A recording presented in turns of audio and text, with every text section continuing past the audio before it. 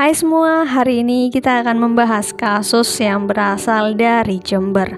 Pada tahun 2019, Kapolres Jember mendapat laporan mengenai orang hilang. Setelah ditelusuri, polisi berhasil menemukan tulang belulang manusia di bawah musola salah satu warga desa Sumbersalak, Kecamatan Ledokombo, Jember. Penemuan ini menggegerkan warga setempat. Bagaimana ceritanya? Tonton sampai habis ya. Surono, pria berusia sekitar 51 tahun. Surono menikah dengan seorang perempuan bernama Busani.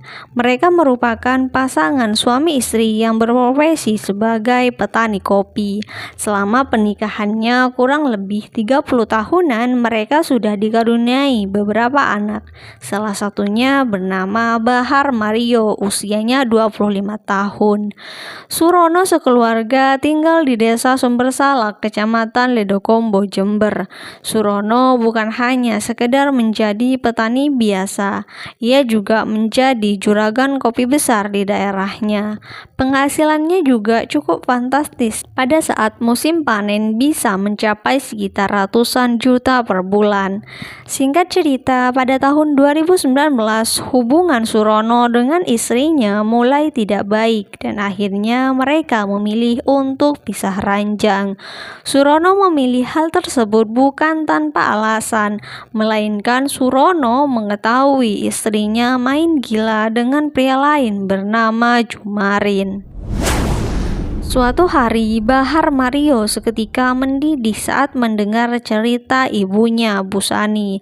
Dalam percakapan telepon itu, ibunya menghasut Bahar dan memfitnah Surono. Ia mengatakan bahwa Surono telah berselingkuh dengan perempuan bernama Mariati hingga perempuan tersebut hamil. Mendengar cerita itu, Bahar dendam kepada ayahnya sendiri. Terlebih lagi ketika ia meminta uang kepada sang ayah tidak pernah diberi. Padahal ayahnya merupakan juragan yang penghasilannya ratusan juta per bulan. Tidak hanya itu saja, Surono juga selalu menghardik dan menyuruh Bahar agar minta uang kepada ibunya saja. Dari situlah Bahar menganggap sang ayah pelit dan telah menyelingkuhi ibunya.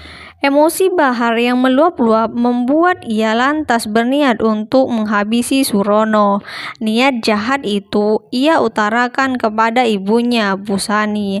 Mendengar niat itu, Busani kegirangan dan tak melarang sama sekali. Selain rasa dendamnya itu, Bahar juga memiliki keinginan untuk menguasai harta warisan berupa kebun kopi milik sang ayah. Sedangkan Busani rupanya sudah punya rencana lain, yakni menikah dengan Jumarin, selingkuhannya, jika nanti Surono sudah berhasil disingkirkan. Rencana Bahar dan Busani ini berhasil terlaksana pada akhir Maret 2019. Maret 2019, Bahar yang sudah menikah dan jarang pulang tiba-tiba pulang ke rumah orang tuanya di desa Sumbersalak, Ledokombo, Jember. Selama ini Bahar memang tinggal bersama anak dan istrinya di Denpasar, Bali. Di sana Bahar bekerja sebagai pekerja bangunan. Sebelum sampai di rumah sang ibu sekitar jam 10 malam, Bahar menelpon Busani. Ia mengabarkan telah tiba di pangkalan ojek Sempolan dan akan segera sampai di rumah. Ia meminta tolong kepada sang ibu jika sudah di rumah agar dibukakan pintu rumah. Berselang 1 jam, akhirnya Bahar tiba di rumah. Ia tiba di rumah dengan mengendap-endap lalu mengetuk jendela kamar ibunya agar dibukakan pintu. Mengetahui bahwa anaknya telah tiba, Busani lantas membukakan pintu belakang. Saat di dalam rumah, Busani memberitahukan kepada Bahar bahwa sang ayah Surono telah tidur di kamarnya sendirian. Mendengar penjelasan sang ibu, Bahar kemudian menanyakan palu. Karena palu yang disodorkan ibunya terlalu kecil, ia lantas meminta linggis. Pada saat itu, ibunya masih sempat menanyakan buat apa linggis tersebut. Namun Bahar meminta Busani tak usah banyak bertanya dan mengikuti saja apa yang akan dilakukan oleh Bahar. Bahar yang telah dikuasai dendam langsung menuju kamar Surono dengan membawa linggis. Sedangkan Busani sang ibu waktu itu memilih keluar melalui pintu belakang menuju sungai yang berjarak sekitar 20 meter dari belakang rumah. Surono yang sudah terlelap tidur tiba-tiba langsung kepalanya dihantam linggis oleh Bahar. Melihat sang ayah sudah tergeletak dan diyakini sudah tewas, Bahar kemudian menggali lubang di bagian dapur rumah. Setelah 1 jam berada di sungai, Busani kembali masuk ke rumah. Di dalam rumah itu, ia turut menyeret mengubur Surono bersama Bahar di dapur milik mereka. Usai menghabisi sang ayah, Bahar kemudian menggeledah kamarnya dan menemukan uang sekitar 6 juta rupiah. Sedangkan Busani sendiri kemudian meminta Bahar untuk mengantarnya pulang ke rumah orang tuanya. Setelah peristiwa itu, Bahar kembali ke Bali dengan mengendarai sepeda motor. 3 hari berlalu, tanah lokasi Surono dikuburkan ambles. Busani yang panik lalu menelpon sang anak Bahar dan meminta untuk pulang kembali ke Jember. Setelah sampai di rumah tersebut, Bahar langsung menuju lokasi tempat Surono dikubur. Bahar kemudian buru-buru mengguruk tanah tersebut dan langsung dicor oleh Bahar. Belakangan, lokasi Surono yang dikubur dijadikan musola rumah oleh Busani. Singkat cerita, berselang 2 bulan dari kematian Surono, Busani kemudian menikah secara sirih dengan selingkuhannya Jumarin. Busani membuat skenario bahwa Surono telah minggat meninggalkan dirinya dan menikah lagi dengan perempuan lain dan tinggal di Lombok. Semua tetangga percaya dengan skenario Busani tersebut. Tidak hanya tetangga saja, Jumarin pun percaya saja dengan karangan Busani.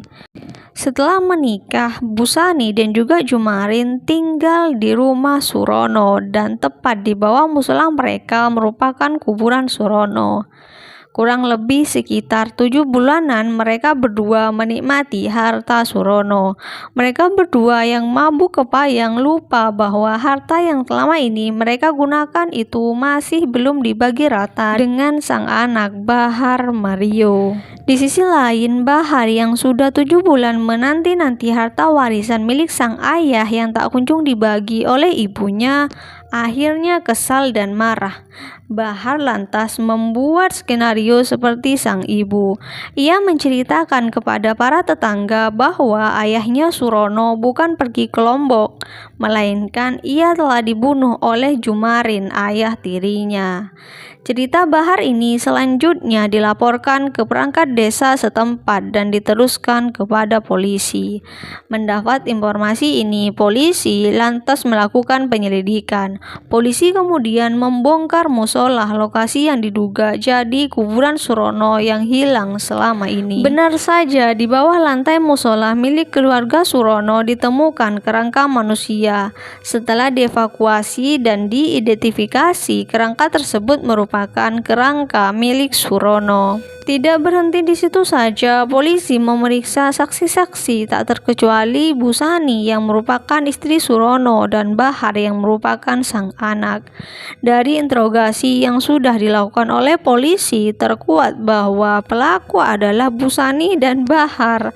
Mereka kemudian ditetapkan sebagai tersangka pada 7 November 2019. Setelah keduanya ditetapkan sebagai tersangka, mereka ditahan di Mapolres Jember. Kapolres Jember AKBP Alfian Nurriza mengatakan kepolisian menyita sejumlah barang bukti, diantaranya ada linggis, sarung, baju, cangkul, dan juga lampu kepala. AKBP Alfian juga mengatakan mereka berdua akan dijerat pasal 340 KUHP, pasal 338 KUHP, pasal 55 KUHP dengan ancaman pidana mati atau seumur hidup atau paling lama 20 tahun penjara. Setahun kemudian, tepatnya Kamis 2 Juli 2020, Majelis Hakim Pengadilan Negeri Jember terdiri dari Suwarjo sebagai Hakim Ketua dan Jamuji serta Slamet Budiono sebagai Hakim Anggota, menjatuhkan vonis berbeda-beda kepada Bahar Mario dan Busani. Bahar selaku eksekutor divonis 20 tahun pidana penjara, sedangkan sang ibu Busani yang turut membantu divonis 10 tahun penjara. Itulah cerita yang berasal dari Jember. Bagaimana menurut kalian? Silakan komen di kolom komentar. Semua informasi yang disampaikan dari awal hingga akhir berdasarkan artikel-artikel yang sudah tersebar di internet. Terima kasih untuk kalian yang sudah nonton sampai habis. Jangan lupa di like, komen, serta share ke sosial media kalian. Jangan lupa di subscribe juga. Kita ketemu di konten-konten selanjutnya. Terima kasih.